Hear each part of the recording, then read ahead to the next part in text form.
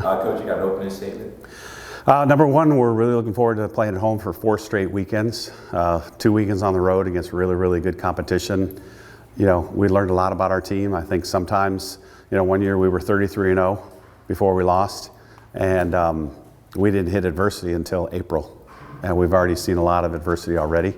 Obviously, we don't want to lose, but the teams we've played, I think almost every single one of them will be in the NCAA tournament. And the hitters, the pitchers, the defense, we've learned a lot, and we're ready to go now, playing at home.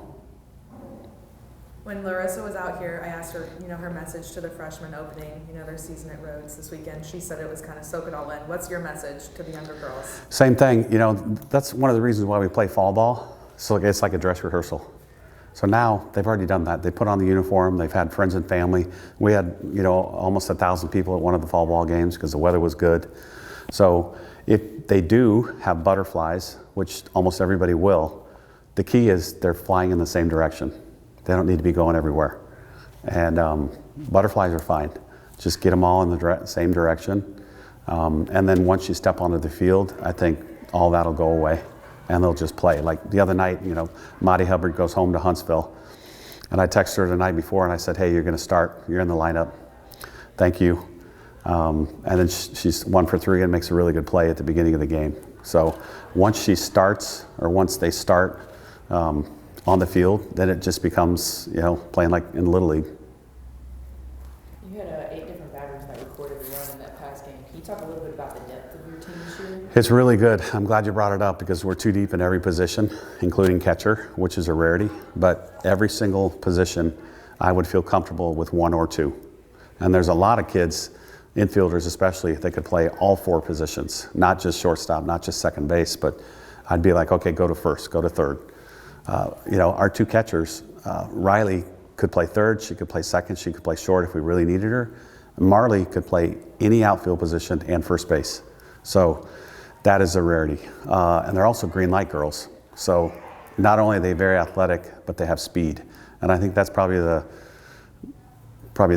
number one plus, if I could name one, is the speed on the bases has been terrific. You know, the base running, I think we're 20, is it 20? No, it's 32 out of 34, I think. It's almost 3 a game, stolen bases a game, which was our game plan going in.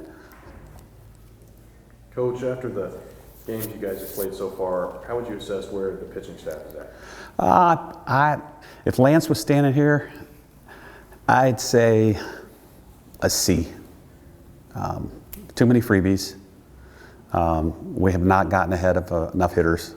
That's the key, because every single one of them can put somebody away. But we need to get ahead of a batter. You know, when we have a 1-2 count, that should be the end of the story. And there's too many 2-1 counts. And then the other night, there was way too many walks. We had 8 walks. And I know it was cold as hell, and I'm sure their hands were just dying.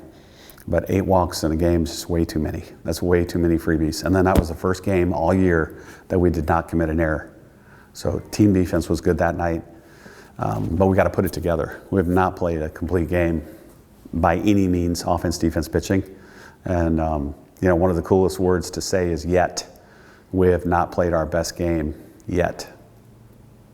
Coach, what are you looking forward to most with these games, these home games this weekend? I think just, you know, the opportunity to play in front of friends and family. We got a really, really good slate. Virginia Tech obviously is one of the best teams in the country.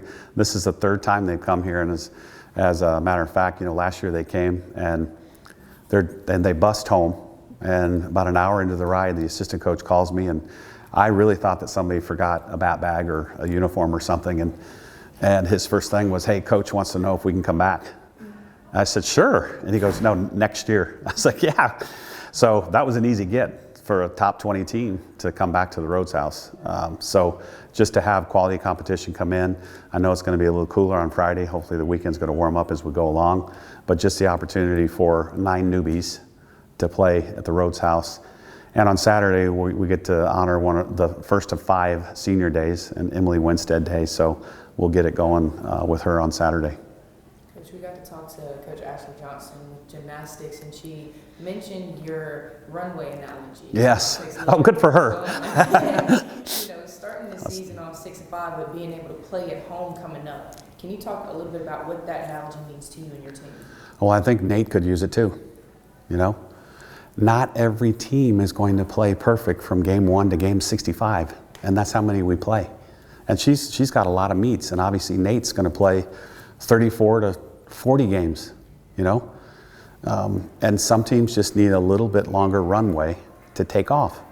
It's not perfect. You know, there's you guys know that NFL. It's hard to go undefeated in the NFL. There's only one team, I think, in history that's done it. So to be perfect is just it's not plausible. So you just keep getting better and better. Nobody gives up. Staff members, team players, nobody gives up. And you just wait for that opportunity to play again.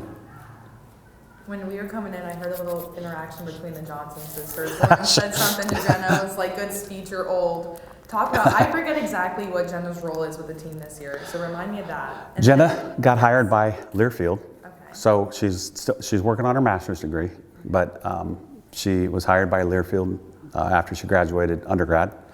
And her office is actually in Bryant-Denny, which is really cool, at the Advantage Center. So on the bottom floor, when you look, one side is marketing promotions, the other side is her office.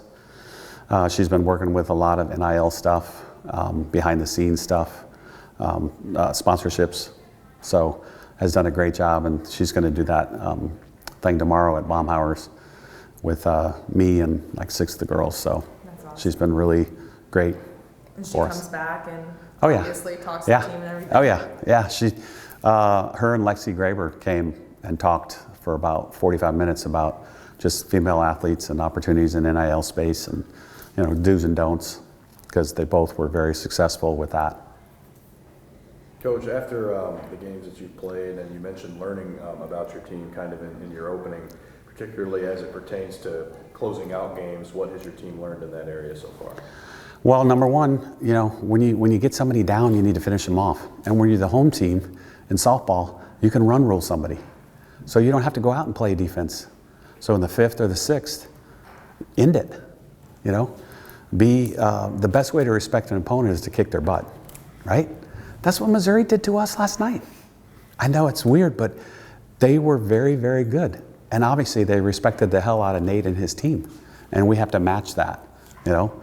So they need a little more fight, okay? They need to take care of the ball, either pitching or defense. And then when we have an opportunity to finish people off, do it. Hey, Coach, 2 questions and one for you here. Last time we talked about the competitiveness of your team and the want to compete, just being passionate on that end. How would you say, which one of the games in Clearwater would you say that really showed? And then the second question is, how quickly can competition and just passion at the house turn into momentum? Well, first probably Ohio State, because the first day was not good. You know, we didn't like play horribly. They were 2 good teams. We got beat. And then the next game was against Ohio State. We put 9 runs up, and I thought it was much better. And then that night, we had a 3-run lead against UCLA. We're playing great, pitching great, the whole thing, and they got hot. And then Sunday night, same thing. Top 10 team of Oklahoma State had the lead going into the 7th. So the hangover was not there. And that's the key to me, because it's a newer team because we have 9 newbies. But the hangover of a negative in terms of a loss, I did not see. So no Debbie the Downers, which is a good thing, early in the season especially. Do you have an injury update for Kendall Clark? She is almost there. Throwing hand. They have an x-ray once a week. And when it's like healed, that's when she's released. And it's got to be close, because the other day we did pitcher versus hitter, and she does half the reps. So she did get to hit. She threw Tuesday night, a 3-game warm-up up in Huntsville. She's been taking defense, so she's close, very close. Not on another bat in the lineup for sure. Before the next question. You should have said something. Okay, I got one more because I got to go. Or anybody have anything? Hey.